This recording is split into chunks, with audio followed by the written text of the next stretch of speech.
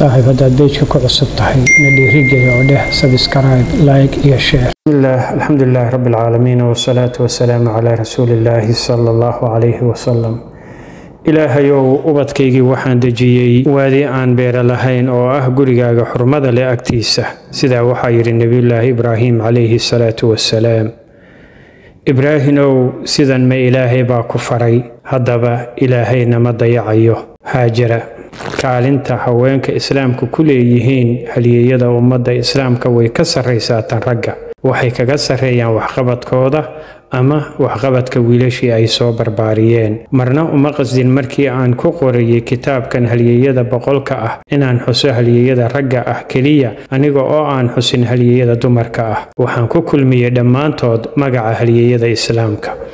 ummadda islaamku waa ummad aad u ballaaran, mana lahan xuduud, makaan ama mid samaantoona. ummaddan waxaa kulmiya 3 sifo oo asaasi ah oo tilmaamaya aqoonsigooda gaarka ah oo ay kaga soocan yihiin bani aadamka kale. 3daas sifo oo kala ah midnimo xagga caqiidada ah, kala duwanaan xagga asalka ah, iyo sarreynta yoolka ama hadafka.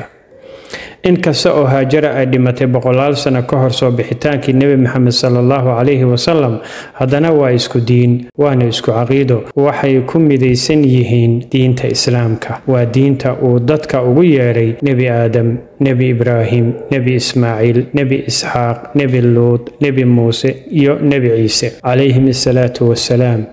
diinta ilaahay agtiisa waa islaam. diimaha kale oo dhan dadka iyaga ayaa samaystay. waxay la baxeen magaca buudhiste iyaga oo ku abtirsanaya filosoofkii Gautama Buddha. yuhuuduna magacan ayay la baxeen iyaga oo ku abtirsanaya Yahuuda binu Ismaaciil oo ah mid ka mid ah wiilashii nebi Israa'iil. Kirishtankuna waxay isku magacaabeen masiixiyiin iyaga oo ku abtirsanaya ilaaha ay caabudaan masiixa ina maryama ah. laakiin kuwa raacay Muhammad bin Abdullah sallallahu alayhi wasallam iskuma magacaabin muhammadiyiin, iskumana dhibin inay la baxaan magac. ilaahay ayaa 7 samo ka kor uga soo magac bixiyey oo wuxuu ku magacaabay muslimiin. muslim waa qof walba oo naftiisa ilaahay u hogaamiya.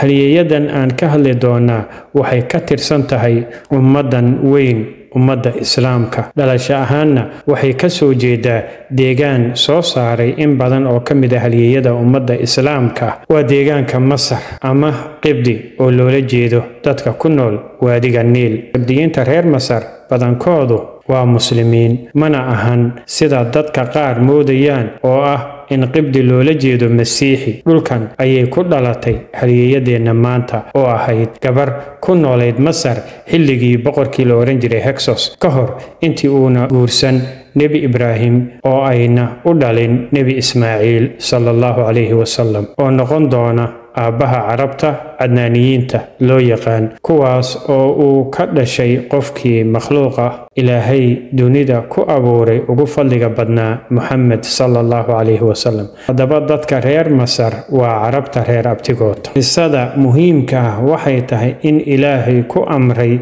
nebigiisa Ibraahim sallallahu alayhi wasallam inuu ka kaxeeyo haajara iyo cunugeeda Ismaaciil Falastiin una kaxeeyo waadi aan beera lahayn oo ku yaala Xijaas, buuraha Faaraan agtooda.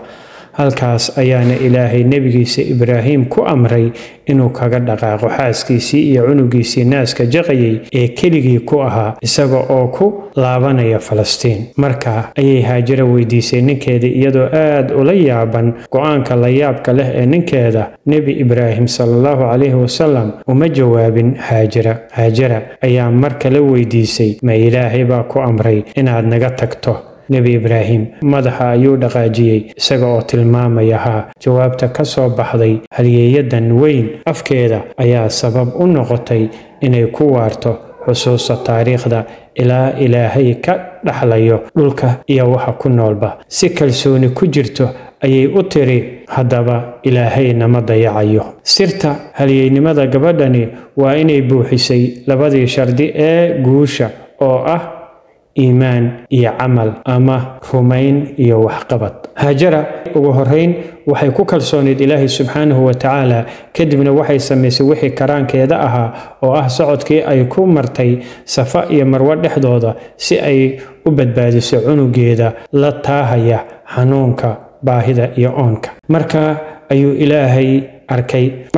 ilaahay arkay inay fulisay labadii shardi ee guusha lama huraanka u ahaa rumayn iyo waxqabad. markaas keliya ayaa waxaa yimid amarkii ilaahay ee fududaa ee ahaw kun. marka ayaa meeshii ku aadanayd wiilka yar ee geerida qarka u saarnaa lugihiisa waxaa ka soo burqaday il biyo ah, taas oo dhibic walba oo dhibcaheeda ka mid ah ay sido sheekada guusha iyo jiritaanka.